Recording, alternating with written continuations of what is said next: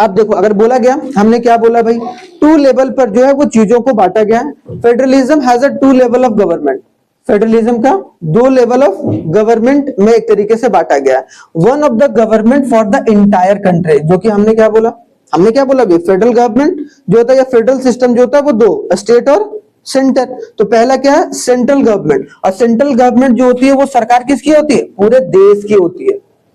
वो उस स्टेट का भी है जिस स्टेट का एक तरीके से कोई अलग तरीके से सरकार चल रहा है, और जो एक तरीके से जहां पर सरकार नहीं है। जैसे यूटी में बहुत सारे यूनियन टेरिटरी ऐसे हैं जहां पर कोई सरकार नहीं है, वो पूरा कंट्रोल किसके हाथ में है, सेंट्रल गवर्नमेंट। तो सेंट्रल गवर्नमेंट पूरे देश की जो है वो सरकार है। तो वो क्या देखेगी, कॉमन नेशनल इंटरेस्ट, कि हमारे देश की उन्नति किसमें है। वो ऐसा नहीं देखेगी कि हमारा किसमें फायदा है, या फिर दिल्ली का किसका फायदा, दिल्ली में या वो हम कोई कानून बना रहे हैं तो वो ये नहीं देखेगी कि ये जो कानून है वो सिर्फ दिल्ली में लागू होगा, वो पूरे देश में लागू होगा।